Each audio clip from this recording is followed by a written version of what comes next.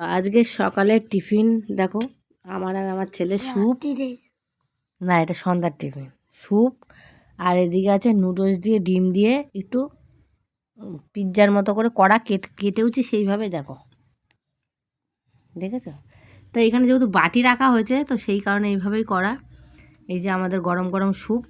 চলো খেয়ে বলো কেমন হয়েছে বাবা।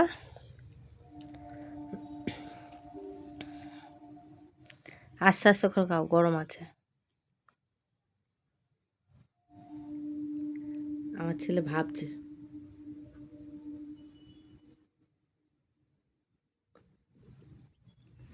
ভালো। কেমন হয়েছে? ভালো। ভালো হয়েছে।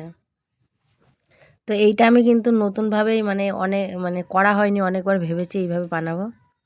তো আজকে অনেক দিন বাদে এইভাবে তৈরি করে ফেললাম। তো তোমাদের কেমন লাগলো বন্ধুরা, অবশ্যই কিন্তু একটু ভালো করে কমেন্ট করে জানিও। আমিও একটুখানি টেস্ট করে দেখি কেমন হয়েছে।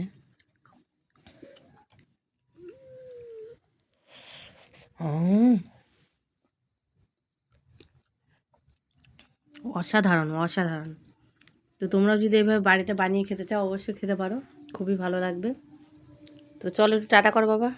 টাটা। লাইক আর সাবস্ক্রাইব করবে। চলো টাটা। টাটা।